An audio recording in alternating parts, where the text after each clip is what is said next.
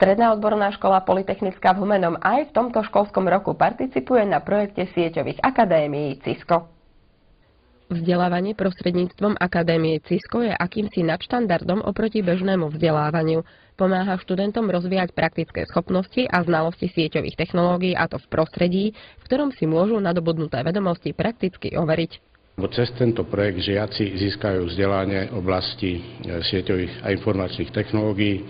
Teda sú to technológie, ktoré sa zaoberajú prenosom dát, a či už sú to dáta obrazové alebo zvukové, ale aj ďalších dát.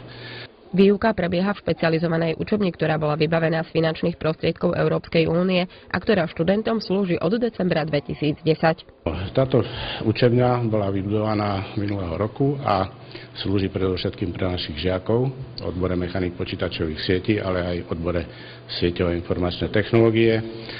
Táto trieda je kompletne vybavená všetkou technikou, ktorá slúži našim žiakom. A aj vďaka našim učiteľom informatiky je úspešná a prináša žiakom podstatné vedomosti, čo sa týka týchto sieťových a informačných technológií.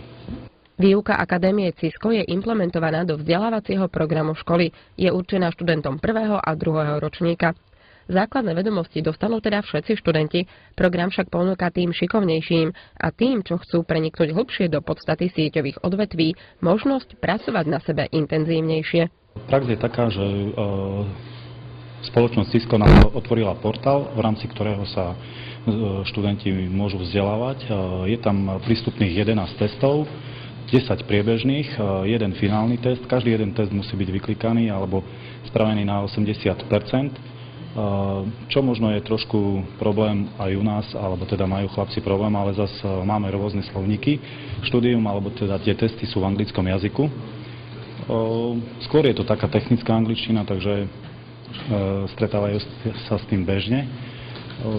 Ak majú vyklikané tie testy na 80%, prichádza praktická časť, vlastne je to konfigurácia týchto zariadení.